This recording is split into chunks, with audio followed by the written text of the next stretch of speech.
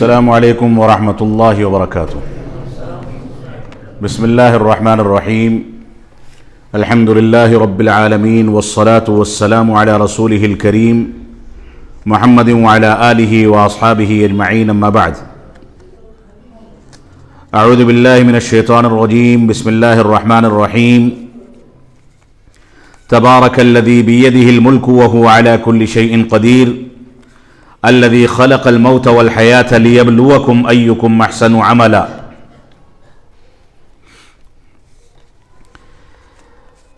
محترم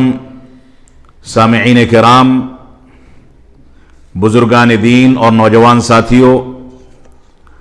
اور بالخصوص خواتین ملت اسلامیہ، موضوع اگرچہ تمام مسلمانوں کو محیط ہے، لیکن خواتین کا کردار اصلاح معاشرہ میں اور نئی نسل کی اسلامی تربیت میں زیادہ مضبوط اور زیادہ گہرا ہوتا ہے۔ اس وجہ سے خواتین کو اس موضوع کو سننے میں مکمل توجہ دینی چاہیے۔ خواتین اگر اپنی ذمہ داری اٹھا لیں، اپنی ذمہ داری نبھانے لگیں، اپنے اندر تقوی اور پرہیزگاری پیدا کر لیں، یہ خواتین اگر مردوں کی جب وہ بچپن میں تھے تو اسلامی تربیت کا ذمہ اٹھا کر کے ان کی اسلامی تربیت کرنے لگیں، تو میں سمجھتا ہوں کہ مردوں کو مخاطب کرنے کی ضرورت ہی پیش نہیں آئے گی۔ یہ خواتین ماں کی شکل میں ایک بچے کے لیے اس کے باپ کے بالمقابل 3 درجہ رکھتی ہیں۔ یہ خواتین بیوی کی شکل میں ایک خاندان سے نکل کر کے دوسرے خاندان کی عزت و آبرو کا مقام رکھتی ہیں۔ یہ خواتین ایک بہن کی شکل میں ایک بھائی یا اپنے باپ کے لیے اپنی بیٹی کی شکل میں عزت و آبرو، خاندان کی لاج رکھنے یا خاندان کو بدنام کرنے کا ذریعہ ہوتی ہیں۔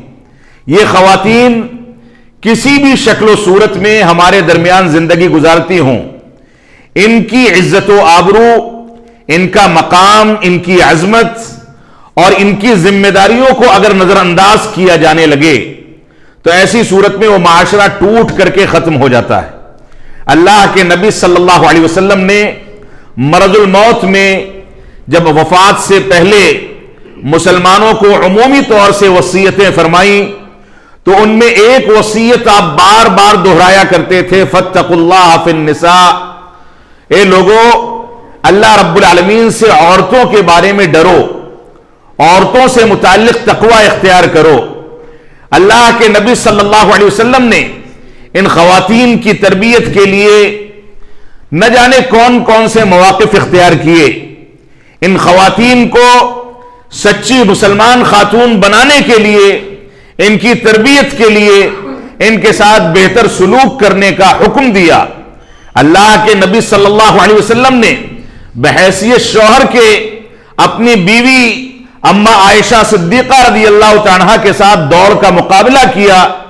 ایک بار ہارے، ایک بار جیت گئے۔ جب جیتے تو فرمایا یہ اس کا بدلہ ہے کہ میں پہلے ہار گیا تھا۔ اللہ کے نبی صلی اللہ علیہ وسلم نے ایک بیٹی ہونے کی حیثیت سے فاطمۃ الزہرا کے کان میں کوئی بات کہی، مرض الموت میں وہ رونے لگی، پھر سے کوئی بات کہی، وہ مسکرانے لگی۔ جب صحابہ کرام نے پوچھا تو فرمایا کہ پہلے یہ کہا تھا کہ اب میں اس دنیا سے رخصت ہونے والا ہوں، لیکن دوبارہ یہ کہا کہ ہماری اور تمہاری ملاقات جنت میں ہونے والی۔ یہ تربیت کا اسلوب تھا، یہ طریقہ تھا، بیٹی کی حیثیت سے، بہن کی حیثیت سے، ماں کی حیثیت سے، بھابھی کی حیثیت سے، یہ ہمارے رشتے میں یہ خواتین جس بھی حیثیت سے شمار کی جاتی ہیں، ہر ناحیے سے اسلام نے ان کے مقام کو واضح کیا اور ان کے بارے میں ہم کو مکمل توجہ دینے اور پورے احساس ذمہ داری کے ساتھ اپنی ذمہ داریوں کو نبھانے کا حکم دیا ہے۔ وہ معاشرہ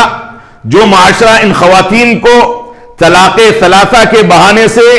حلالہ کرنے والوں اور عزت و آبرو پر حملہ کرنے والوں کے حوالے کر دے، وہ معاشرہ کامیاب نہیں ہو سکتا۔ وہ معاشرہ جس معاشرے میں اسلام نے ہم کو اس بات کی اجازت دی کہ بوقت ضرورت آپ کو 3 طلاق دینی پڑے تو 3 مہینوں کا انتخاب کر کے 3 مرتبہ میں 3 طلاق دی جائے،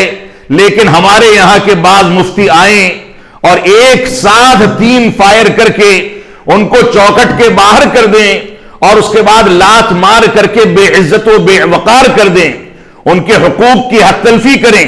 ان کے ساتھ ناروا سلوک کریں، ان کے ساتھ بدسلوکی کریں، تو ایسا معاشرہ معاف فرمائیں گے وہی ہوتا ہے جو معاشرہ ہمارے سامنے ہے۔ آج ہم اسی بٹلہ ہاؤس کی سرزمین پر 4 سال پہلے میرے پاس ایک سوال آیا۔ سوال میں گھر کے ذمہ دار نے یہ پوچھا تھا کہ طلاق میں نے بیوی کو دی ہے، طلاق ہو گئی کہ نہیں ہو گئی؟ جب تفصیل معلوم کی گئی تو پتہ یہ چلا کہ اس کا شوہر 3 خربوزے خرید کر کے لایا تھا۔ بڑا دلچسپ واقعہ ہے۔ ایک خربوزہ تھوڑا سا گلا ہوا اور پچکا ہوا تھا، اس نے وہ اپنے بڑے بیٹے کو دے دیا، چھوٹے بیٹے کو اور درمیانی بیٹے کو اچھا خربوزہ دیا۔ بیوی بگڑ گئی کیونکہ بیوی کی نظر میں چھوٹا بیٹا زیادہ چہیتا تھا۔ نتیجہ کیا ہوا؟ لڑائی جھگڑا بڑھا اور ایک خربوزے کے لیے کئی سالوں کا ساتھ دینے والے میاں اور بیوی نے ایک دوسرے کو طلاق دینے کا فیصلہ کر لیا۔ یہ ہمارا معاشرہ ہے، اس کی عکاسی ہے، یہ معاشرے کی ترجمانی ہے۔ جس معاشرے میں ان خواتین کے ساتھ ناروا سلوک کیا جائے گا وہ معاشرہ کبھی اسلامی معاشرہ نہیں بن سکتا ہے۔ اس وجہ سے ہماری خواتین کی ذمہ داری زیادہ ہے کہ وہ اپنے بچوں کی اسلامی تربیت کے بارے میں توجہ دیں، اور اللہ رب العالمین نے فطری لحاظ سے ان کی ذمہ داری زیادہ رکھی بھی ہے کہ باپ کے نطفے سے ماں کے پیٹ میں پلنے والا بچہ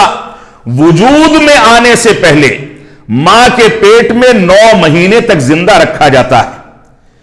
اس کی ماں کے ساتھ اس کا تعلق زیادہ گہرا ہوتا ہے، اور اس کے بعد جب وہ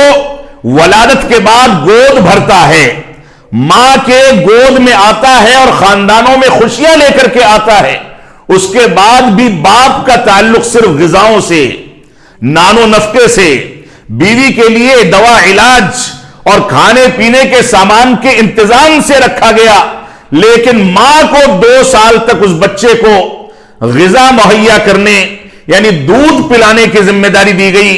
بعض روایات میں یہاں تک ملتا ہے، اللہ کے نبی صلی اللہ علیہ وسلم نے فرمایا، اگرچہ ان روایتوں پر محدثین نے کلام کیا ہے کہ دودھ اگر ماں کے علاوہ کوئی پلائے،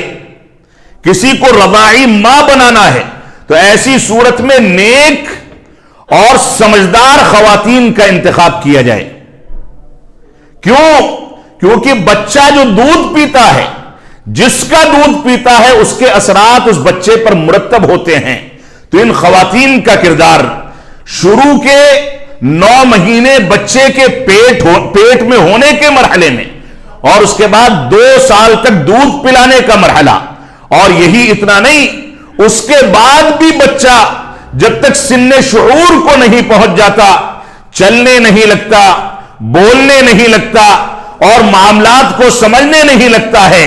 جب تک اس کا تعلق ماں سے گہرا اور باپ سے برائے نام ہوتا ہے۔ تو یہ خواتین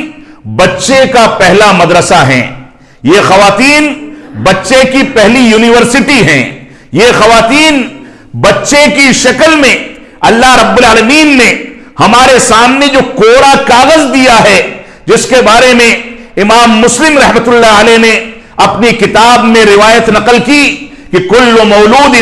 یولد علی الفطرہ فابواہ یہودانہ او ینصرانہ او یمجسانہ، کہ ہر پیدا ہونے والا بچہ فطرت اسلام پر پیدا ہوتا ہے، لیکن اس کے ماں باپ جیسے عقیدے، جس تہذیب کے حامل ہیں، وہ اس کوڑے کاغذ پر وہی عقائد، وہی تہذیبیں، وہی رسم و رواج اور وہی چیزیں لکھتے ہیں اور نقش کرتے ہیں۔ یہودی ہوتے ہیں تو بچے کو یہودی بنا دیتے ہیں، نصرانی ہوتے ہیں تو بچے کو نصرانی بنا دیتے ہیں، مجوسی اور آتش پرست ہوتے ہیں تو بچے کو آتش پرست اور مجوسی بنا دیتے ہیں. اللہ کے نبی صلی اللہ علیہ وسلم نے ہم کو شروع میں بتا دیا کہ یہ بچہ فطرت اسلام پر پیدا ہوا ہے. ماں باپ دنیا میں جب اس کی پیدائش کے بعد اس کی تربیت کی ذمہ داری اٹھائیں تو پہلے ہی دن سے ان کی ذمہ داری ہے کہ اس کورے کاغذ پر توحید کے پیغام کو نقش کیا جائے, اس کورے کاغذ پر اتباع رسول کے تقاضوں کو سمجھایا جائے, اس کورے کاغذ پر صحابہ کرام کے مقام کو لکھا جائے, اس کورے کاغذ پر یہ لکھا جائے کہ قرآن مجید جیسی عظیم کتاب دنیا میں نہ ہو سکتی ہے, نہ آئندہ ہوگی, نہ پیچھے ہو سکتی تھی اور نہ موجودہ دور میں ہے. دنیا میں کوئی کتنا بھی پروپیگنڈا کر دے کہ قرآن مجید کو سمجھ پانا مشکل مسئلہ ہے, لہذا فلاں کتابوں کا مطالعہ کیا جائے, اس کا پروپیگنڈا اسلامی روح کے سری خلاف ہے. اس وجہ سے اس بچے کے کورے کاغذ کی شکل میں جو بچہ ہم کو دیا گیا, یہ اللہ رب العالمین کی عظیم نعمت ہے. ماں باپ کے بوڑھے ہونے کے بعد ان کو لاٹھی ٹکانے والا, ان کو کما کر کے کھلانے والا, ان کے لیے مال و دولت, دوا اور دوسری چیزوں کا انتظام کرنے والا یہی بچہ ہے. اگر ماں باپ نے بچپنے میں اس کی اسلامی تربیت کر دی, اس کو ماں باپ کا مقام سکھا دیا, اس کو توحید کے بارے میں بتا دیا, اتباع رسول کا درس دے دیا, تو یہ بچہ سمجھ جائے گا کہ ماں باپ کے وجود کے بغیر میں توحید کے تقاضوں کی تکمیل کا بھی اہل نہیں ہو سکتا. ماں باپ کے وجود کے بغیر میرا وجود ناممکن ہے. لہذا دنیا میں جو کچھ نعمتیں مجھ کو ملی ہیں, اللہ رب العالمین کی کتاب کو پڑھنے اور مطالعہ کرنے کی صلاحیت ملی ہے, اتباع رسول, سنت رسول اور سیرت رسول کو سمجھنے کا موقع ملا ہے. یہ ساری کی ساری چیزیں ماں باپ کے وجود کے نتیجے میں مجھ کو حاصل ہوئی ہیں. اسی وجہ سے اللہ کے نبی صلی اللہ علیہ وسلم اور صحابہ کرام کے عہد مبارک میں یہ بات باقاعدہ منظم طریقے سے سمجھی جاتی تھی, اور اللہ کے نبی صلی اللہ علیہ وسلم نے اسی وجہ سے فرمایا کہ اذا مات الانسان انقطع عنہ عملہ الا من ثلاث, جب انسان مر جاتا ہے تو اس کے اعمال کا سلسلہ اس کی موت کے ساتھ اس کو پہنچنا روک دیا جاتا ہے. اب اس کو ثواب نہیں مل سکتا,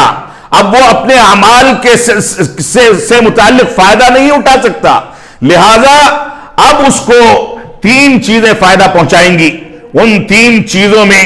ایک چیز ہے او ولد صالح یدعو لہ, یہ نیک بچے اور ایسے بچے کی تربیت کا نتیجہ ہے جس بچے کو جب کورے کاغذ کی شکل میں ہم کو ملتا ہے تو توحید کی تعلیم دی جاتی ہے, اتباع رسول کا درس دیا جاتا ہے, عظمت صحابہ سکھائی جاتی ہے, بڑوں کا احترام سکھایا جاتا ہے, چھوٹوں پر شفقت سکھائی جاتی ہے, اس کو بتایا جاتا ہے کہ اپنے جیسے انسانوں کے آگے یہ سر نہیں جھک سکتا, اگر جھکے گا تو اس خالق و مالک کے آگے جھکے گا جس نے ہم کو پیدا کیا ہے, جس نے حقیر پانی کے ذریعے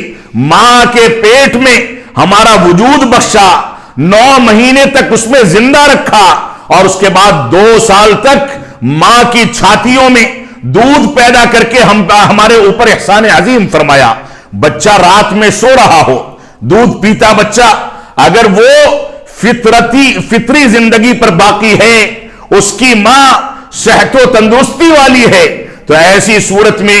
میڈیکل سائنس بھی یہی بتاتی ہے اور ہمارے تجربات بھی یہی بتاتے ہیں کہ بچہ اگر رات کی نیند میں رونے لگے تو ایسی صورت میں سمجھ جائیں کہ ماں کی چھاتیوں میں دودھ کا ابال پیدا ہو رہا ہے. ماں کی چھاتیوں میں اگر دودھ بہنے لگے تو سمجھ جائیں کہ بچہ بیدار ہونے والا ہے, رونے والا ہے. یہ اللہ رب العالمین کا نظام ہے, نہ کوئی تار جڑا ہے, نہ کوئی نس جڑی ہے, نہ کوئی رابطہ ہے, لیکن اللہ رب العالمین نے عجیب و غریب خلقت عطا فرمائی. یہ اللہ رب العالمین کا احسان عظیم ہے. تو ان خواتین کو اپنے مقام کو سمجھنا ہوگا. یہ خواتین اگر نئی نسل کی اسلامی تربیت کے لیے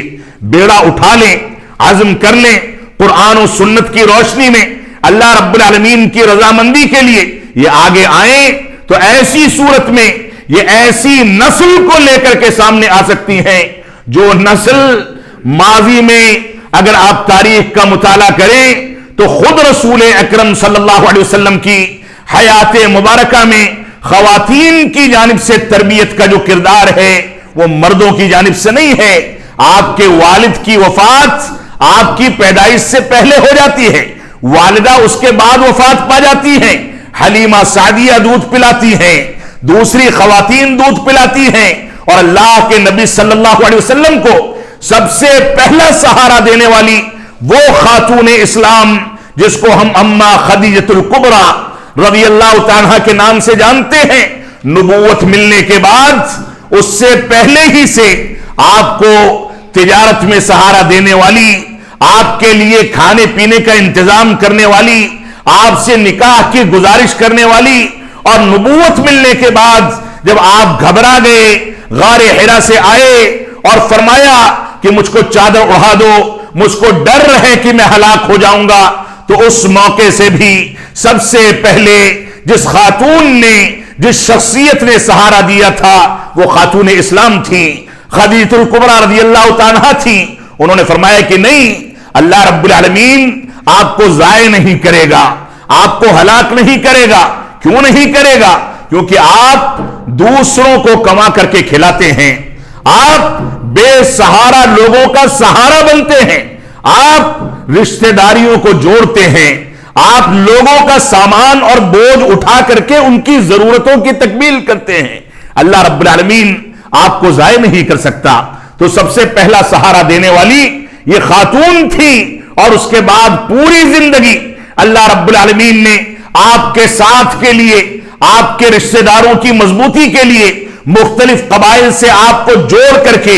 دین اسلام کے مشن کو آگے بڑھانے کے لیے مختلف قبائل کی خواتین سے آپ کا رشتہ ممکن بنایا, اور اس کے بعد آپ کی شادیاں ہوئیں. شادی ہونے کے بعد اسلام کو تقویت ملی, عائشہ صدیقہ رضی اللہ تعالیٰ جیسی خاتون ملی جن کے بارے میں قرآن مجید میں ان کی برات کے لیے اللہ رب العالمین نے پے در پے آیتوں کا نزول فرمایا. کسی مرد کی برات کے لیے قرآن مجید خاموش ہے, کسی مرد سے متعلق احکام و مسائل بیان کرنے کے لیے قرآن مجید اختصار سے کام لیتا ہے, لیکن جہاں خواتین کا مسئلہ آتا ہے وہاں قرآن مجید صفحات کے صفحات بیان کرتا ہے, مکمل صورتیں نازل کر دی جاتی ہیں. یہ خواتین کا مقام ہے. لہذا ہمارے معاشرے میں اگر خواتین کے بارے میں غلط فہمیاں ہیں, خواتین کے بارے میں بدسلوکیاں ہیں, چاہے حلالہ کے حرام اور لعنتی عمل ہونے کے باوجود حلالہ کو رواج دینے کا عمل ہو, ان کی عزت و آبرو کے ساتھ کھلواڑ کرنے کا عمل ہو, چاہے طلاق ثلاثہ کے بہانے سے ان کے ساتھ بدسلوکی کی جائے, ان کو گھروں میں مارا پیٹا جائے, ان کے ساتھ غلط رویہ اختیار کیا جائے, ان کے نان و نفقے میں کمی کی جائے, ان کے دوا علاج کا خیال نہ کیا جائے, ان کے ساتھ ان کے گھر والے, ان کا شوہر نکل کر کے باہر کی دنیا میں نہ نکلے کہ اپنے گھروں میں محدود ہو کر کے اپنے ذہن کو خراب نہ کر لیں. یہ سارے کے سارے وتیرے اگر اختیار نہیں کیے گئے تو معاف فرمائیں گے یہ معاشرہ بگڑ کر کے ختم ہو جائے گا. یہ ہماری ذمہ داری ہے کہ ہم خواتین کے ساتھ شرعی دائرے میں رہتے ہوئے آزادی کی زندگی اختیار کریں. اللہ کے نبی صلی اللہ علیہ وسلم جو نبی آخر الزماں, افضل البشر, افضل الانبیاء تھے, جن کے ایک اشارے پر چاند کے 2 ٹکڑے ہو جاتے ہیں, قبر میں جن کے بارے میں سوال کا جواب نہ دیا گیا تو انسان کے لیے عذاب قبر ہی سے نازل ہونا شروع ہو جائے گا. اللہ کے نبی صلی اللہ علیہ وسلم اتنی عظمت رکھنے کے باوجود اگر ان خواتین کے ساتھ دوڑ کا مقابلہ کرتے ہیں تو آج بتائیں کچھ نوجوان, آج بتائیں ہمارے خاندان کے ذمہ داران اور سرپرست حضرات کہ ہم نے اپنی بیویوں کے ساتھ, اپنی ماؤں کے ساتھ, اپنی بہنوں کے ساتھ, اپنی متعلقہ خواتین کے ساتھ کون سا وتیرہ اختیار کر رکھا ہے. تو یہ خواتین معاشرے کے لیے ریڑھ کی ہڈی کی حیثیت رکھتی ہیں, اور اللہ کے نبی صلی اللہ علیہ وسلم نے اسی وجہ سے فرمایا کہ ان خواتین کو نصیحت کرتے رہو، ان کے بارے میں اللہ رب العالمین سے ڈرتے رہو، اور سن لو کہ ان کو سیدھا کرنے میں بھی نرمی سے کام لیا جائے، ان کے ساتھ ڈانٹ ڈپٹ اور مار کا رویہ اختیار نہ کیا جائے۔ یہ ریڑھ کی ہڈی کے طریقے سے ہیں جس میں ٹیڑھا پن بھی ہوتا ہے، اگر اس کو نرمی کے ساتھ سیدھا کیا جائے گا تو یہ سیدھی ہو جائے گی، لیکن اگر اس کے ساتھ سختی کا رویہ اختیار کیا جائے گا تو یہ ہڈی ٹوٹ کر کے دو ٹکڑا ہو جائے گی، اور خاتون کا ٹوٹ جانا خاندان کا ٹوٹ جانا ہے، خاتون کا ٹوٹ جانا بچوں کا بکھر جانا ہے، خاتون کا ٹوٹ جانا معاشرے کا تباہ ہو جانا ہے۔ اس وجہ سے ہماری ذمہ داری ہے کہ ہم ان نکات پر غور و تدبر کریں۔ میں نے آپ کے سامنے جو آیت کریمہ تلاوت کی ہے، تمہید اگرچہ لمبی ہو گئی، آیت کریمہ میں اللہ رب العالمین نے ارشاد فرمایا تبارک الذی بیدہ الملک وہو علی کل شیء قدیر۔ اے لوگو سن لو، پاک ہے وہ رب کائنات جس کے ہاتھ میں ساری بادشاہت ہے اور وہ ہر چیز پر قادر ہے۔ الذی خلق الموت والحیات لیبلوکم ایکم احسن عملا، جس رب نے موت اور زندگی کو پیدا فرمایا، موت اور زندگی کو پیدا فرمانے کا مقصد بیان فرما دیا گیا، فرمایا موت اور زندگی کو اس لیے پیدا فرمایا ایکم احسن عملا، تاکہ اس بات کو آزمائے، تمہارا امتحان لے کہ تم میں بہتر عمل کو انجام دینے والا کون ہے،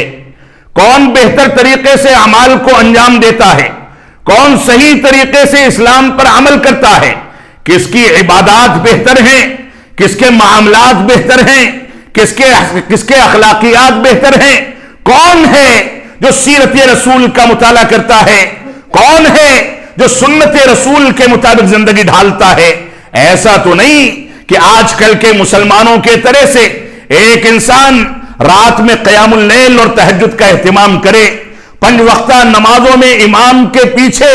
پہلی صف میں کھڑا رہے، لیکن اس کے معاملات، اس کے گھر میں اس کا رویہ، لوگوں سے لین دین، لوگوں کے ساتھ اٹھنا بیٹھنا اتنا غلط وتیرے پر حامل ہو کہ قیامت کے دن اللہ کے نبی صلی اللہ علیہ وسلم فرماتے ہیں کہ ایک شخص لایا جائے گا جس کے اعمال صالحہ اور نیک اعمال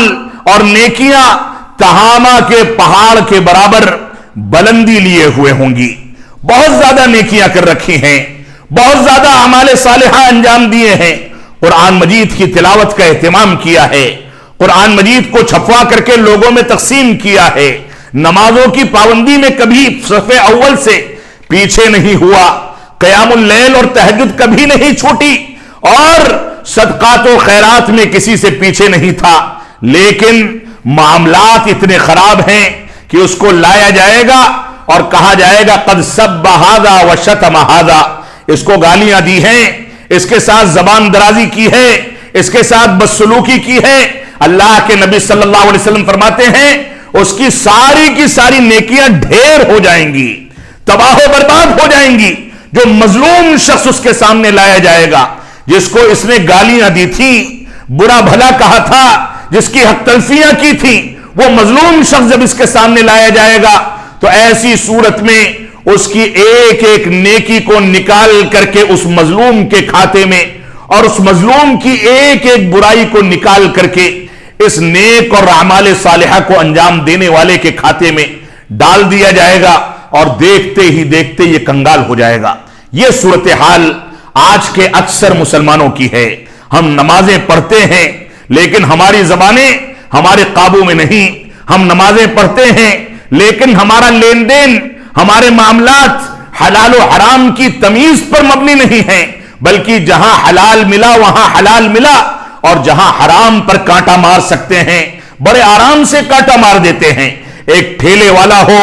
ایک رکشے والا ہو، ایک سپر سٹور والا ہو، ایک دکان والا ہو، ایک تاجر ہو، کسی کو بھی دیکھ لیں، اگر مسجد میں نماز پڑھتا ہے تو پڑھتا ہے، لیکن جب معاملات کرتا ہے تو جھوٹ بولتا ہے، معاملات کرتا ہے تو مبالغہ آرائی سے کام لیتا ہے، معاملات کرتا ہے تو ترازو میں کانٹا مارتا ہے، معاملات کرتا ہے تو جھوٹ بول کر کے مال بیچتا ہے، معاملات کرتا ہے تو اس کا وتیرہ یہ ہوتا ہے کہ ایسا نہ ہو کہ میرے پڑوسی دکاندار کا سامان زیادہ بک جائے میرا کم رہ جائے، لہذا جھوٹ بول کر کے اس سے پہلے گراہک کو اچک لیتا ہے۔ اللہ رب العالمین نے روزی روٹی رکھنے اور دینے کا وعدہ کر رکھا ہے، اس پر اس کو اعتماد نہیں ہوتا۔ تو معاملات میں مسلمانوں کو بہتری اختیار کرنا یہ مسلمانوں کی ذمہ داری ہے۔ اور ماضی میں سیرت رسول، سیرت صحابہ کا اگر آپ مطالعہ کریں تو صورتحال یہ تھی کہ وہ لوگ رات کی تاریکی میں بھوکے اور پیاسے ہوتے تھے، اس کے باوجود بھوک اور پیاس کے نتیجے میں اگر بیدار ہوتے تھے تو عبادت کے لیے بیدار ہوتے تھے۔ ان لوگوں کا وتیرہ یہ تھا کہ اللہ کے نبی صلی اللہ علیہ وسلم کے مبارک گھر کے اندر 3 مہینے تک چولہا نہیں جلتا تھا۔ وتیرہ یہ تھا، یہ عالم تھا کہ اسلام کے پہلے خلیفہ ابو بکر صدیق رضی اللہ عنہ جب وفات پاتے ہیں، وفات پانے سے پہلے کہتے ہیں میں نے بحیثیت خلیفہ کے اپنے حقوق میں سے بیت المال میں سے جو کچھ مال و دولت لیا ہے اس کو میری نجی جائیداد کو بیچ کر کے واپس کر دیا جائے۔ یہ اللہ کے تقوی اور پرہیزگاری کا تقاضا تھا، جبکہ ان کو حق تھا وہ مال لینے کا۔ یہی تقوی اور پرہیزگاری تھی، یہی اسلامی تربیت تھی کہ عمر بن خطاب رضی اللہ عنہ کو کسی طبیب نے یہ بتا دیا کہ آپ روزانہ شہد کا انتظام کر کے شہد کا استعمال کریں۔ انہوں نے فرمایا کہ شورا کو بلایا جائے، شورا کو بلا کر کے صحابہ کرام کو بیٹھایا اور بیٹھا کر کے کہا کہ بیت المال میں شہد موجود ہے، میں تھوڑا سا شہد چاہتا ہوں کہ مجھ کو مل جائے، میں استعمال کر سکوں۔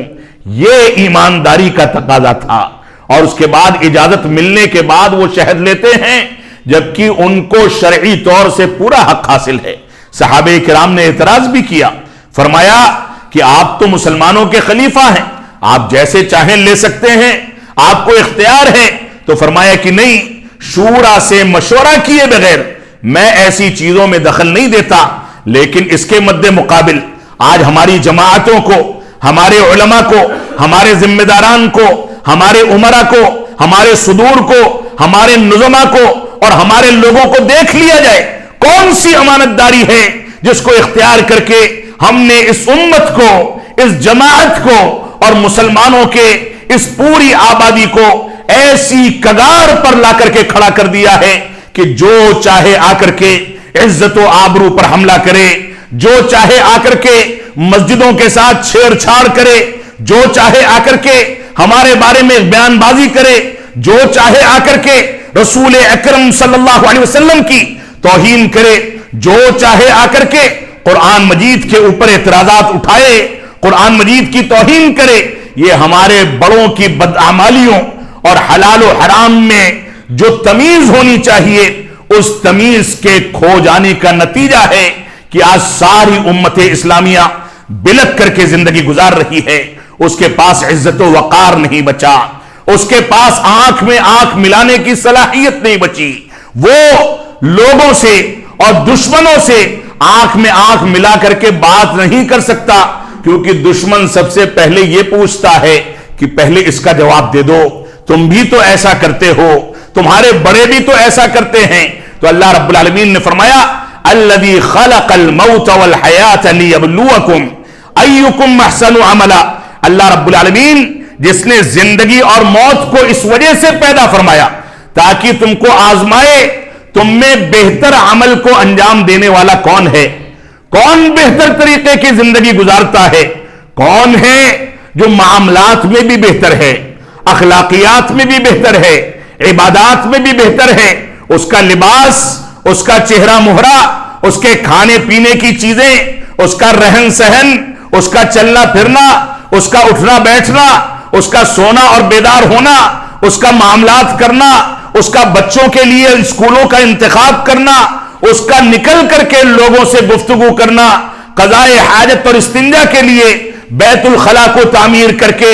اس میں قضائے حاجت اور استنجا کے آداب کو اختیار کرنا، ماں باپ کے مقام کو سمجھنا، چھوٹوں پر شفقت کرنا، بڑوں کا احترام کرنا، ان ساری کی ساری چیزوں میں اللہ رب العالمین نے تمہاری زندگی کے عوض تم کو آزمایا ہے، تمہارا امتحان لیا ہے کہ کون کن امور میں اعمال صالحہ کو انجام دیتا ہے اور اچھی زندگی گزارتا ہے۔ تو اللہ رب العالمین نے اس دنیا میں ہم کو جو پیدا فرمایا، اس پیدائش کا بنیادی مقصد یہ ہے کہ ہم صرف اور صرف اللہ رب العالمین کی عبادت کریں۔ اللہ رب العالمین نے ارشاد فرمایا وَمَا خَلَقْتُ الْجِنَّ وَالْإِنسَ إِلَّا لِيَعْبُدُونَ، کہ ہم نے انسانوں کو اور جناتوں کو محض اس وجہ سے پیدا کیا ہے تاکہ یہ جنات اور انسان صرف اور صرف اللہ رب العالمین کی عبادت کریں، اس کے ساتھ کسی کو شریک نہ ٹھہرائیں، کسی مزار پر جا کر کے منتیں نہ مانگیں، کسی قبر کو ایک بالش سے زیادہ اونچا نہ کریں، کسی قبر پر چونا گٹ نہ کریں، کسی قبر پر تعمیر نہ کریں، کسی قبر پر بیٹھ کر کے تلاوت کلام پاک کا اہتمام نہ کریں، کسی قبر والے کو مشکل کشا اور حاجت روا نہ سمجھیں، کسی قبر کے پاس جاتے ہوئے اس سے منتیں اور دعائیں نہ کریں۔ یہ ساری کی ساری چیزیں اللہ رب العالمین نے اور رسول اکرم صلی اللہ علیہ وسلم نے واضح طریقے سے قرآن و سنت کے اندر بیان فرما دی۔ لیکن آج قرآن مجید کے واضح ہونے اور سنت رسول کے بالکل ظاہر ہونے اور چمک دمک پیدا ہونے کے ساتھ اور اس کو سمجھنے کی آسانیاں پیدا ہونے کے ساتھ بھی ہم ان امتحانات میں اور اس آزمائش میں ناکام نظر آتے ہیں۔ ہم میں کا کوئی شخص، ایک بوڑھا انسان گھروں سے نکل کر کے اگر آ کر کے مسجد میں صلاۃ فجر ادا کر لے تو ایسا لگتا ہے کہ خاندان کامیاب ہو گیا، فرض کفایہ ادا کر دیا۔ یہ نمازیں کسی بوڑھے شخص پر جب اس کی قبر میں اس کے پیر لٹک جائیں تب واجب نہیں ہوتی ہیں، یہ نمازیں بلوغت کے ساتھ واجب ہو جاتی ہیں، اور اس کے بعد پیر لٹکنے کے بعد جب واجب سمجھا جائے اور اس کو ادا کیا جائے اور بچے نہ پڑھیں، پوتے پوتیاں سوئے رہیں، نواسے نواسیاں اس کو چھوڑتے رہیں، بیٹیاں اور بیویاں اس کے بارے میں اہتمام نہ کریں تو معاف فرمائیں گے آپ کی نجات کے لیے کافی نہیں ہے، آپ نے اخلاص کے ساتھ بھی پڑھا ہوگا تو قیامت کے دن آپ سے سوال کیا جائے گا کہ تم نے اپنے بچوں کی تربیت، اپنی بیوی کی تربیت، اپنے پوتوں کی تربیت، اپنے نواسوں کی اور نواسیوں کی اور پوتیوں کی تربیت اسلامی طریقے پر کیوں نہیں کی؟ اللہ کے نبی صلی اللہ علیہ وسلم کا فرمان ہے الا کلکم راع وکلکم مسئول عن رعیتہ، سن لو تم میں سے ہر ایک شخص ذمہ دار ہے اور ہر شخص سے اس کی ذمہ داریوں کے بارے میں قیامت کے دن سوال کیا جائے گا۔ ناظم اجلاس نے ابتدا میں ایک روایت کی جانب اشارہ کیا، لا تزول قدم عبد حتی یسأل عن خمس، یا بعض روایات میں مختلف طرح کے الفاظ ہیں کہ انسان کے قدم قیامت کے دن ہل نہیں سکتے جب تک اس سے اس کی عمر کے بارے میں، اس کے اعمال کے بارے میں اور مختلف چیزوں کے بارے میں سوال نہ کر لیا جائے۔ یہ تصور ہے اسلام کا، اور ہم یہ سوچتے ہیں کہ ہم نے قبر پرستی نہیں کی، ہم توحید کے متوالے ہیں، اللہ کے رسول صلی اللہ علیہ وسلم کی اتباع کرتے ہیں، ہمارا شمار اہل توحید اور جماعت اہل حدیث کے لوگوں میں ہوتا ہے تو نیا پار ہو گئی۔ اللہ کی قسم یہ ہمارا زعم ہے، ہمارا گھمنڈ ہے، اور ہم اس کے نتیجے میں ناکامی کی جانب بھاگ رہے ہیں۔ اللہ کے نبی صلی اللہ علیہ وسلم فرماتے ہیں کہ تم میں سے کوئی شخص جنت میں داخل نہیں ہو سکتا اپنے عمل کے نتیجے میں۔ صحابہ کرام نے پوچھا ولا انت یا رسول اللہ، اے اللہ کے نبی صلی اللہ علیہ وسلم کیا آپ بھی داخل نہیں ہو سکتے؟ فرمایا کہ نہیں، میں بھی داخل نہیں ہو سکتا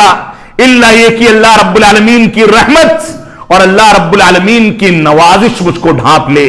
میرے عمل کو وہ قبول کر لے، تب تو میں جنت کا مستحق ہوں گا، ورنہ اللہ رب العالمین کے احسانات اتنے عظیم ہیں کہ انسان پوری زندگی سجدے میں پڑا رہے تو بھی اس کے احسانات کا تھوڑا سا بدلہ ادا نہیں کر سکتا۔ اس وجہ سے ہماری ذمہ داری ہے کہ ہم اللہ رب العالمین کی شکر گزاری ادا کریں، چلتے پھرتے استغفار کرتے رہیں، چلتے پھرتے اٹھتے بیٹھتے دعائیں پڑھتے رہیں، توحید کا اہتمام کریں، اللہ رب العالمین کو راضی رکھنے کی کوشش کریں، اور اس کے بعد اپنی کوتاہیوں کو، اگر وہ کوتاہیاں بدعات و خرافات اور شرکیات سے، غیر اسلامی عقائد سے پاک ہیں، اس کے باوجود کچھ کوتاہیاں ہو گئیں تو اس کے بارے میں اللہ رب العالمین سے معافی تلافی کریں اور اس کے حوالے کر دیں، ہو سکتا ہے وہ بخش دے، یہ ہماری ذمہ داری ہے۔ تو اللہ رب العالمین نے فرمایا الذی خلق الموت والحیات لیبلوکم ایکم احسن عملا، جس نے تم کو پیدا کیا تاکہ تمہارے لیے زندگی اور موت کو پیدا کیا تاکہ تم کو آزمائے کہ تم کون سے اعمال صالحہ کو انجام دینے والے ہو۔ گمراہ لوگوں کے بارے میں اللہ رب العالمین فرماتا ہے اموات غیر احیاء۔ قرآن مجید میں سورۃ النحل میں اللہ رب العالمین نے ارشاد فرمایا اموات غیر احیاء، یہ زندہ ہونے کے باوجود مردہ ہیں، کیونکہ انہوں نے مقصد حیات کو سمجھا ہی نہیں۔ یہ چلتے ہیں، بہترین سے بہترین کھانے پینے کا اہتمام کرتے ہیں، لوگوں سے لین دین کرتے ہیں، ان کا بینک بیلنس حلال خوروں سے کئی گنا زیادہ ہوتا ہے۔ یہ دنیا میں ڈنکے کی چوٹ پر دنیا کا سفر کرتے ہیں، لین دین کرتے ہیں، بڑے بڑے وزراء اور بڑے بڑے تاجروں سے ان کے دوستانہ تعلقات ہوتے ہیں، لیکن اللہ رب العالمین فرماتا ہے یہ کتنا بھی ادھم مچا لیں، کتنی بھی عزت و وقار کی زندگی اختیار کر لیں، کتنا بھی بینک بیلنس اور پیسہ ہو جائے، کتنی بھی اچھی اچھی شادیاں کر لیں، بہترین سے بہترین چیزوں کا اختیار کر لیں، لیکن اموات یہ مردہ ہیں، غیر احیاء یہ زندہ نہیں ہیں، کیونکہ انہوں نے کھانے پینے کو اپنی زندگی سمجھ رکھا ہے، کیونکہ انہوں نے دنیا کی موج مستی کو اپنی زندگی سمجھ رکھا ہے، یہ دنیا کی ترقی کو اپنی زندگی سمجھتے ہیں۔ اور زندہ رہنے والے مرنے کے بعد بھی زندہ ہوتے ہیں جو لوگ، وہ اللہ کی توحید کے اقراری ہوتے ہیں، اللہ کی توحید کے تقاضوں کے مطابق چلتے ہیں، وہ مر جاتے ہیں لیکن ان کا پیغام زندہ رہتا ہے، وہ دنیا سے رخصت ہو جاتے ہیں لیکن ان کا مشن زندہ رہتا ہے، وہ دنیا سے گزر جاتے ہیں لیکن ان کا تذکرہ دینی مجلسوں میں، ان مجلسوں میں ہوتا رہتا ہے جن مجلسوں کو فرشتے ڈھانپ لیتے ہیں، جن مجلسوں پر اللہ رب العالمین کی رحمت کا نزول ہوتا ہے، تو یہ مبارک لوگ ہیں۔ تو اللہ رب العالمین نے دنیا دار لوگوں کے لیے کہا، اور مجھ کو ڈر ہے ایسا نہ ہو کہ اس آیت کریمہ کے مصداق ہم سب ہو جائیں۔ اگر اپنے عمل کا جائزہ لیا جائے، اپنے کرتوتوں کو دیکھا جائے، اپنے اوپر نظر ثانی کی جائے، اپنی گریبان میں جھانکا جائے، تو ڈر لگتا ہے کہ ہم بھی تو انہی لوگوں میں سے نہیں جو مردہ ہیں زندہ ہونے کے باوجود۔ تو اللہ رب العالمین نے سورۃ النحل میں فرمایا اموات غیر احیاء، یہ زندہ ہونے کے باوجود مردہ ہیں۔ اسی طریقے سے اللہ رب العالمین نے فرمایا، اللہ کے رسول صلی اللہ علیہ وسلم فرماتے ہیں، صحیح بخاری کی روایت ہے، مثل الذی یذکر ربہ والذی لا یذکر ربہ مثل الحی والمیت۔ وہ شخص جو اللہ رب العالمین کا ذکر کرتا ہے، اللہ رب العالمین کو یاد کرتا ہے، اور ایک دوسرا وہ شخص جو اللہ رب العالمین کو یاد نہیں کرتا، ان دونوں کی مثال زندہ اور مردہ کے طریقے سے ہے۔ جو ذکر کرے گا وہ زندہ ہے، وہ مقصد حیات پر چلنے والا ہے، وہ اپنے زندگی کے مقصد کو سمجھنے والا ہے، اور جو ذکر نہیں کرے گا گویا وہ مردہ ہے، زندگی کے باوجود اس کی زندگی کا کوئی ہضمہ حاصل نہیں،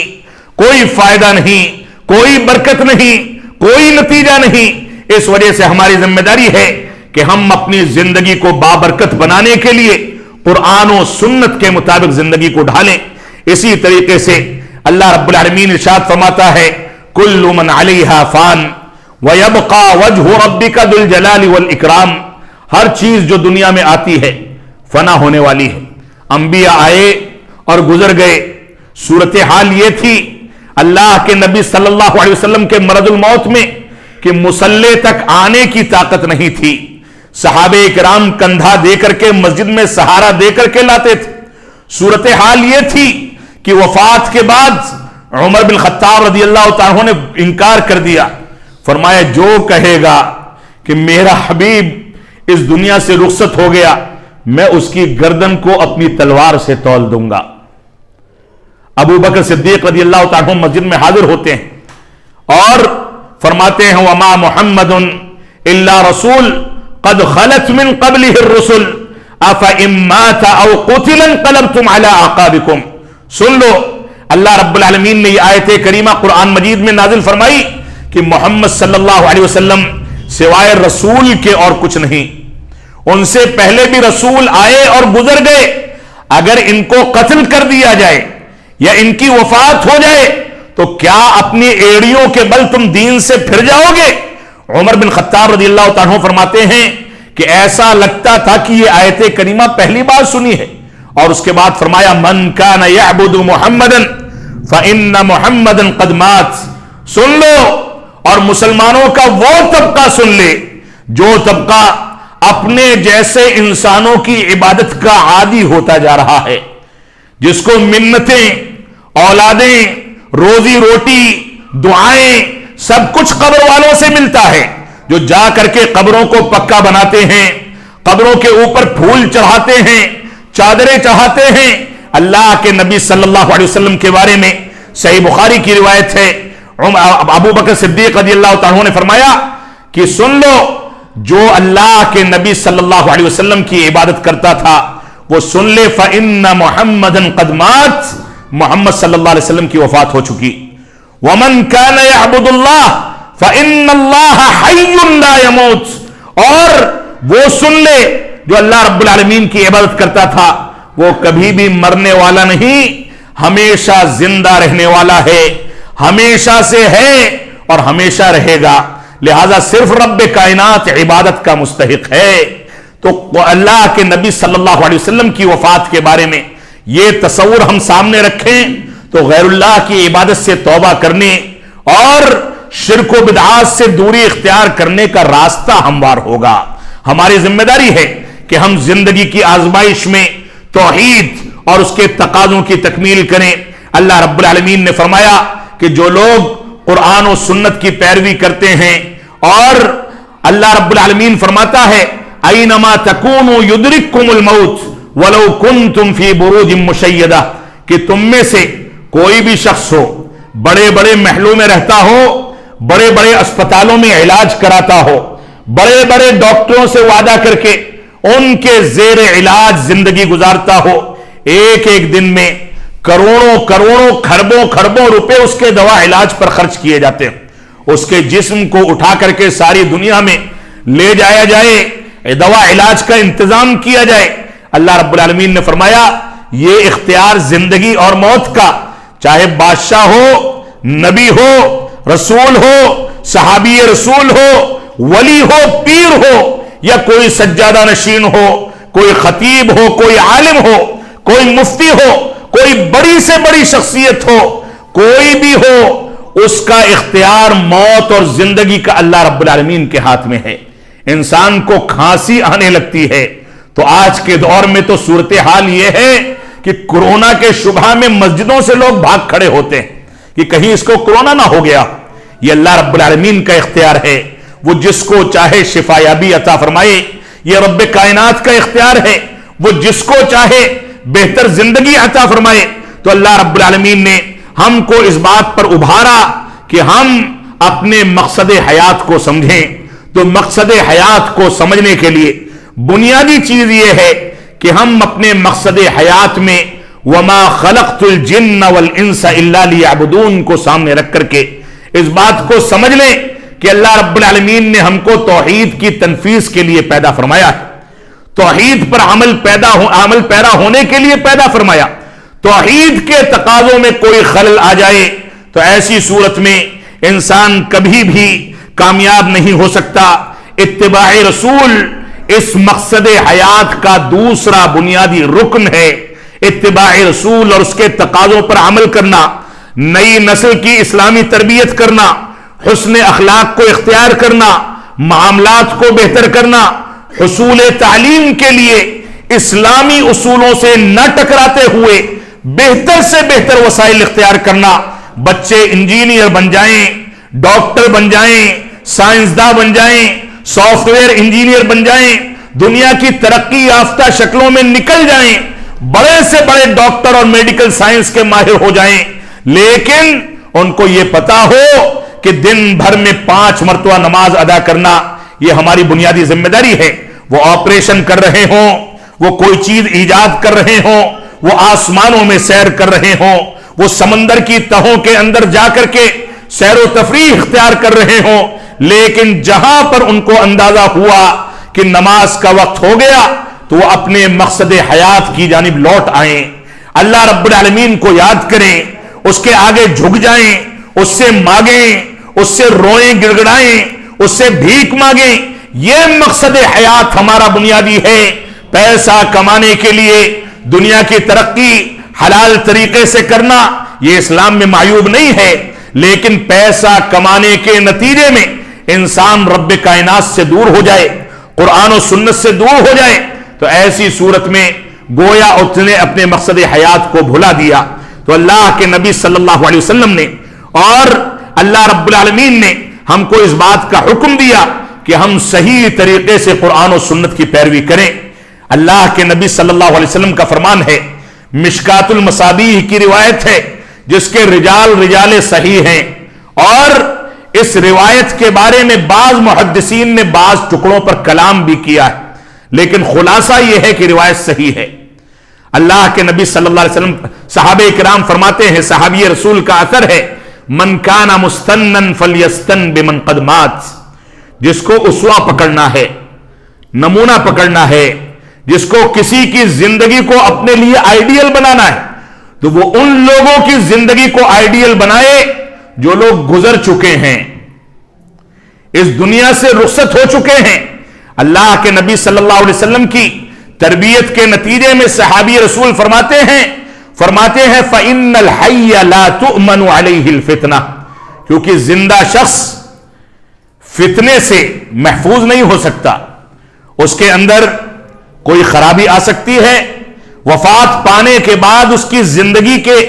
जो कारनामे हैं उसको छानबीन करके अर्ज किया जा सकता है। और एक इंसान आज कोई बात कहता है, कल उस बात से मुकर जाता है। खुद इमाम अबू हनीफा रहमतुल्लाह अलैह फरमाते हैं अपने शागिर्दों अबू यूसुफ और मोहम्मद से रहमहुमुल्लाह से, कहते हैं कि मैं कोई बात कहूं तो उसको ना लिखो, बल्कि मैं जहां से अर्ज करके कहता हूं वहां से लिखा करो, क्योंकि आज मैं कुछ कहता हूं कल रुजू कर लेता हूं,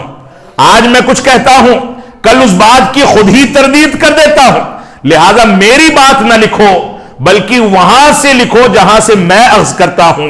यानी कुरान और सुन्नत से। तो जो आदमी जिंदा होता है उससे गलतियों का इम्कान ज्यादा होता है, जो गुजर गया उसकी छानबीन करके उलमाए किराम से रुजू करके हम उसकी बातों को अर्ज कर सकते हैं। तो फरमाया कि जिंदा शख्स फितनों से महफूज नहीं होता। और उलाइका अस्हाबु मुहम्मदिन सल्लल्लाहु अलैहि वसल्लम, इन आला सिफात के हामिल शख्सियात का तस्करा करके फरमाया उलाइका अस्हाबु मुहम्मदिन सल्लल्लाहु अलैहि वसल्लम, गुजर जाने वाले लोगों में अगर दीन नक्श करना है तो सबसे अफजल तबका खैरुल कुरून के अव्वलीन मुखातब ये सहाबे इकराम थे। वो सहाबे इकराम जिनके पैरों में जूतियां नसीब नहीं होती थी,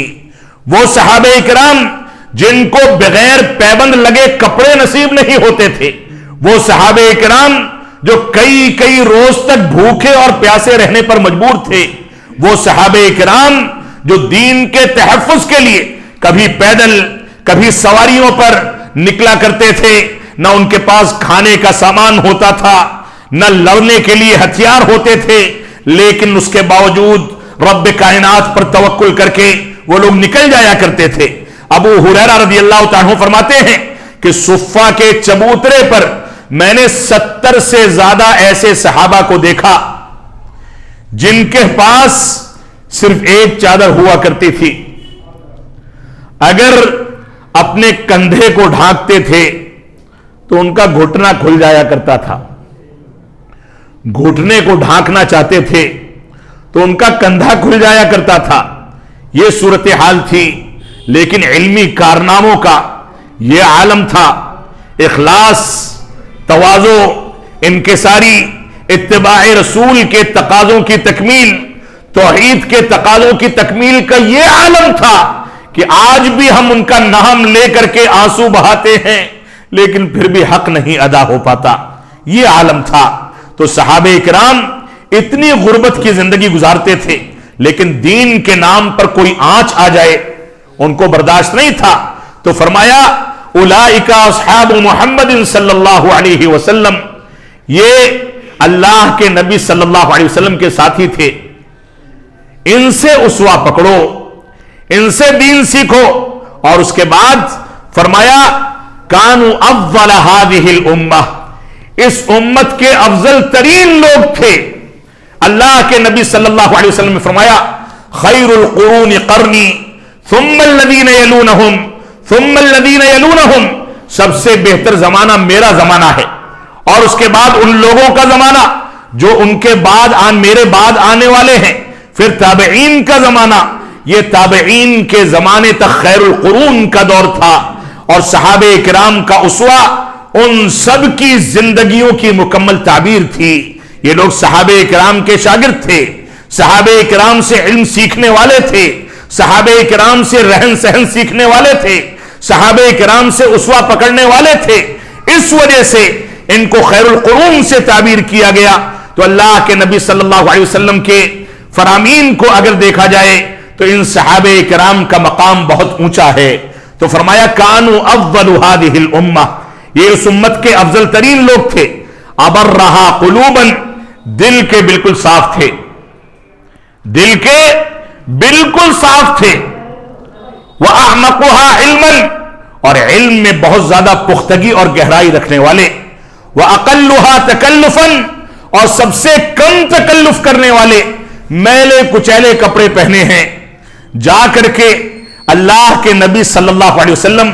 कुफ्फारों मुश्रिकीन मक्का के साथ खाने काबा में बैठे हुए। एक सहाबी रसूल अब्दुल्ला इब्ने उम्मे मक्तूम आते हैं, फटे पुराने कपड़े, नाबीना, न पैर में जूतियां, न सर पर टोपी, न कोई चीज नसीब है। बार बार अल्लाह के नबी सल्लल्लाहु अलैहि वसल्लम को आवाज देते हैं, आपने तवज्जो नहीं दी, बड़े लोगों के साथ बैठे थे। अल्लाह रब्बुल आलमीन ने इनके तकद्दुस का ख्याल करते हुए आसमान से कुरान मजीद की सूरत नाजिल फरमाई, अबसा व तवल्ला अन जाअहुल अमा, आपने सर फेर लिया जब आपके पास एक नाबीना आता है। यह सहाबे किराम का मकाम था, सहाबे किराम की अजमत थी, यह सहाबे किराम की बुजुर्गी थी, सहाबे किराम की पाकीज़गी थी। और इस बात को समझ लें, आज के दौर में किसी भी बहाने से, चाहे खिलाफत व मुलूकियत के बहाने से,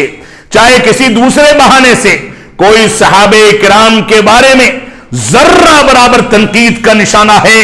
तो उसका ईमान नाकिस, और अगर उस पर बाकी रहा तो धीरे धीरे इस बात का खदशा है कि वो ईमान से खारिज हो जाए, ईमान से निकल जाए, इस्लाम उसको मुनहदिम कर दे और वो तबाह बर्बाद होकर के इस दुनिया से रुखसत हो। इस वजह से हमारी जिम्मेदारी है कि हम सहाबे किराम के मकाम को समझें। तो फरमाया ये दिल के बहुत साफ थे, इतने साफ थे कि एक सहाबी रसूल आते हैं और अल्लाह के नबी सल्लल्लाहु अलैहि वसल्लम पूछते हैं कि कैसे आए हो? तो फरमाया कि सवारी से आया हूं। फरमाया सवारी कहां है? फरमाया बाहर छोड़ दी, अल्लाह पर एतमाद था। तो अल्लाह के नबी सल्लल्लाहु अलैहि वसल्लम ने फरमाया कि पहले उसको बांध देते, तब अल्लाह पर भरोसा करते। इतनी सादगी, यह सूरत हाल थी। और इसी तरीके से इल्म इनका पुख्तगी वाला और गहरा हुआ करता था। अल्लाह के नबी सल्लल्लाहु अलैहि वसल्लम कौन से इलाकों में जाकर के इस्तिंजा और क़ज़ाए हाजत को अंजाम देते थे, ये उसको भी याद रखते थे। बैठने के आदाब और तरीका क्या होता था, उसको भी याद रखते थे। इनका यह आलम था कि वफात से पहले मुबारक दाढ़ी के कितने बाल पके थे उसको गिन करके रखा हुआ था। मुबारक सर के कितने बाल पके थे उसको भी गिन लिया था। सुन्नत रसूल, सीरत रसूल और रसूल अकरम सल्लल्लाहु अलैहि वसल्लम की शख्सियत के साथ एहतिमाम का यह आलम था। ये सहाबे किराम इल्म में इतने गहरे थे कि नमाज में निगाहें कहां रहें انگلیوں کا اشارہ کیسے کیا جائے، انگلیاں کہاں ملی رہیں، کہاں کھلی رہیں، کہاں پھیلی رہیں، یہ ساری کی ساری تفاصیل صحابہ کرام کے علم کے مطابق اور ان کی روایتوں کے نتیجے میں آج ہمارے پاس پہنچی ہے۔ یہ صحابہ کرام علم کے اتنے گہرے تھے کہ دوسروں کی مثالیں چھوڑ دیں، خود اماں عائشہ صدیقہ رضی اللہ تعالیٰ نے 200 صحابہ کرام پر استدراک کیا، یعنی ان کے علمی مسائل اور فتووں کو اخذ کر کے ان کی اصلاح کی، اور بعض محدثین نے ان روایتوں کو، ان مسائل کو کتابوں کی شکل میں جمع بھی کر دیا۔ یہ علم کی گہرائی تھی صحابہ کرام کی، اور تکلف بالکل کم کرنے والے۔ آئے فرش پر بیٹھ گئے، کہیں کھانا کھانے گئے تو جو کچھ ملا کھا کر کے رخصت ہو گئے۔ اللہ کے نبی صلی اللہ علیہ وسلم کی اور صحابہ کرام کی یہ حالت تھی کہ سواری پر بیٹھنے کے لیے باریاں بنا لیا کرتے تھے۔ یہ عالم تھا تکلف نہ ہونے کا کہ مسجد اقصی جو بدقسمتی سے ہمارے کرتوتوں کے نتیجے میں، سیاسی سمجھ بوجھ نہ ہونے کے نتیجے میں، اور دنیا میں دین سے دوری اختیار کرنے کے نتیجے میں ظالم یہودیوں کے ہاتھ میں ہے، اس مسجد اقصی کو فتح کرنے کے لیے جب عمر بن خطاب رضی اللہ تعالیٰ نکلتے ہیں، اور وہاں جن کو انہوں نے گورنر مقرر کیا تھا، یہودیوں نے ان سے شرط کر دی کہ تمہارا خلیفہ آئے گا تب ہم تم سے عہد نامہ کریں گے۔ یہ نکلے اپنے غلام کو لے کر کے، پوری اسلامی سلطنت، عالمی طور سے جو اسلامی سلطنت تھی اس کے امیر اور خلیفہ ہیں، نکلے ہیں ایک غلام کو لے کر کے، ساتھ میں تھوڑا بہت کھانے پینے کا سامان، ایک سواری۔ غلام پیدل چلتا ہے تو ان کو احساس ہوتا ہے کہ غلام تھک جائے گا، تو کہتے ہیں کہ باری بنا لیتے ہیں،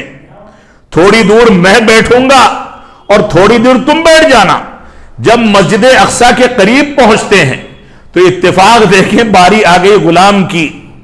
غلام نے کہا کہ آقا آپ بیٹھ جائیں، اب وفود جو ہے آپ کا استقبال کرنے والے ہیں،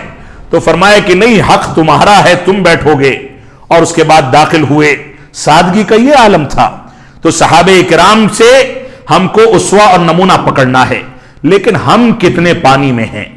میں بہت اختصار کے ساتھ اپنے موضوع کے دوسرے حصے کو سمیٹنے کی کوشش کروں گا۔ ہم کہاں کھڑے ہیں؟ ہمارا مقصد حیات کیا ہے؟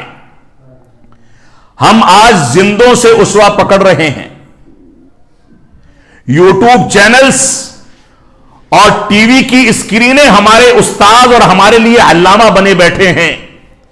شیخ گوگل، یا جس کو اب علامہ گوگل کر کہا جانا چاہیے، وہ ہمارے مسائل کو حل کرنے کا سب سے بڑا ذریعہ ہے۔ علماء کرام صرف مسجدوں کے مصلے تک اور چھوٹی موٹی تنخواہیں لینے تک، اور ہمارے گھر میں کوئی مر جائے تو اس کا جنازہ پڑھانے، اور کسی کا نکاح ہو تو نکاح پڑھانے تک محدود ہو گئے،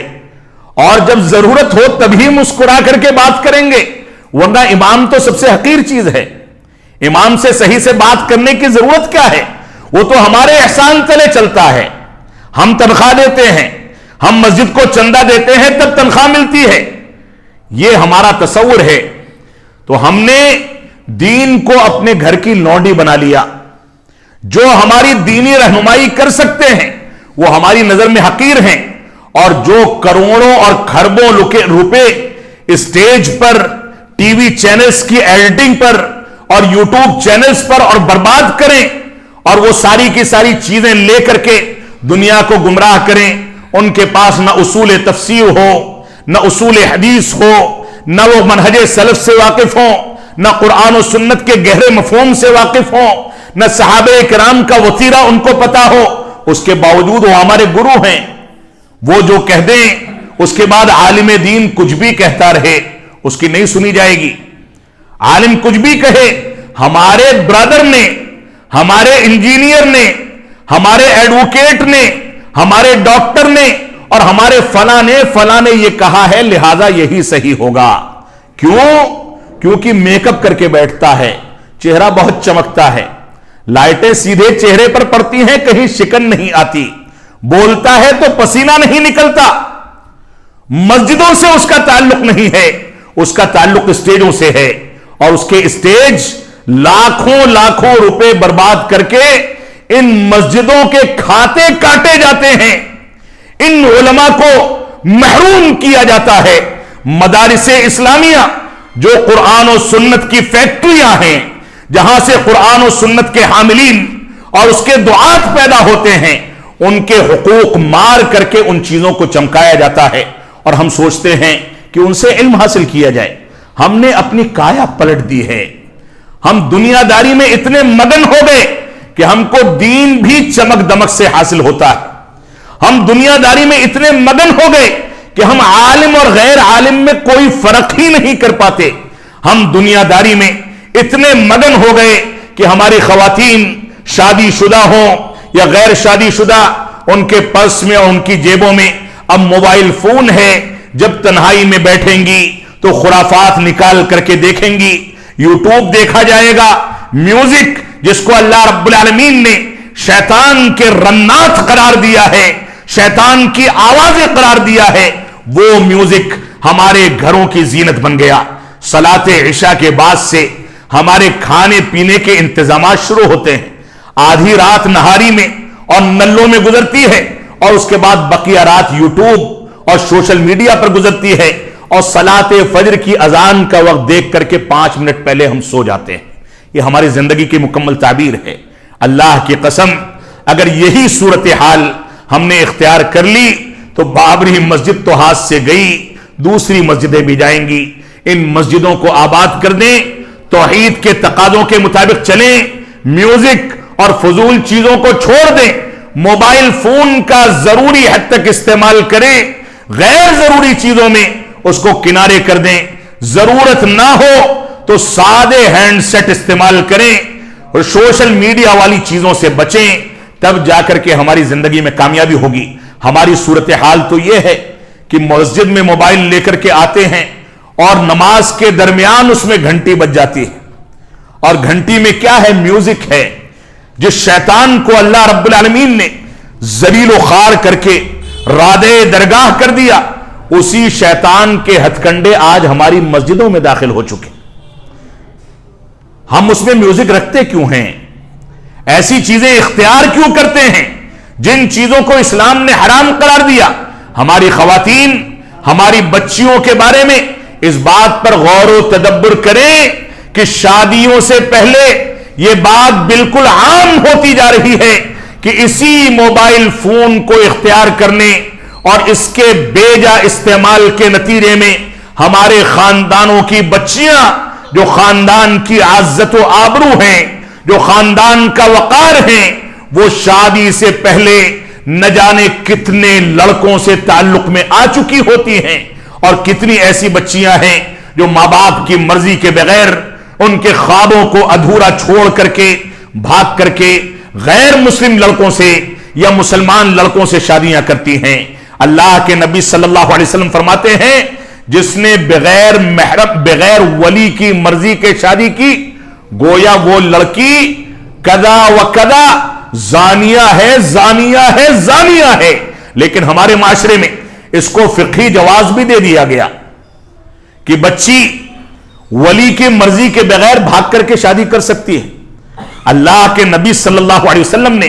اس کو حرام قرار دیا, ہم نے جواز کا فتویٰ دے دیا. ہم نے سوشل میڈیا, موبائل فون, موجودہ دور کے جدید وسائل,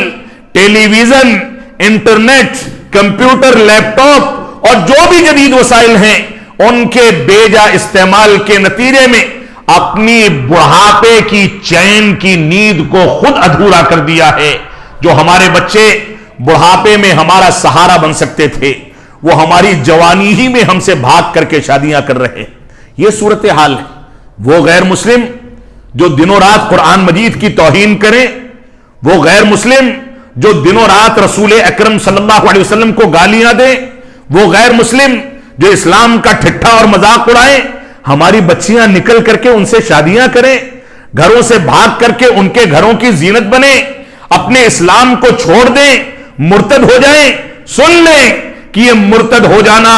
یہ اسلام سے بھاگ جانا، یہ اسلام کو، یہ رب کائنات کو نقصان نہیں پہنچا سکتا، ہم بذات خود اپنے آپ کو نقصان پہنچاتے ہیں۔ اور اس بات کو سمجھ لیں کہ اگر ماں باپ گھر میں موجود ہیں، بچیاں اس طرح کے عمل میں ملوث ہیں، تو قیامت کے دن بچیوں کے بارے میں، بچوں کے بارے میں، نئی نسلوں کے بارے میں ان سے سوال کیا جائے گا کہ تم کو رب کائنات نے جو مال و دولت دیا تھا، جو پیسہ دیا تھا، کیا اسی لیے دیا تھا کہ نئی نسلوں کو بگاڑنے کے وسائل پیدا کیے جائیں،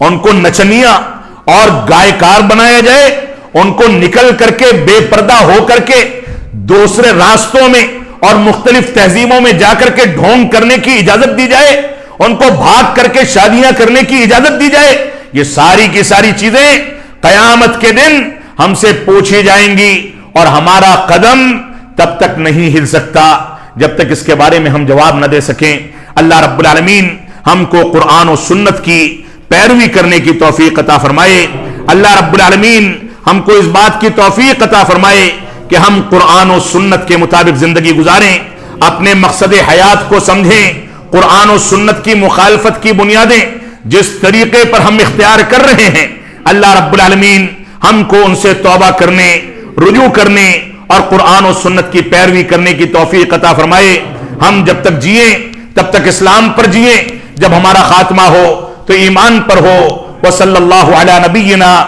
محمد وعلی آلہ وصحبہ وسلم۔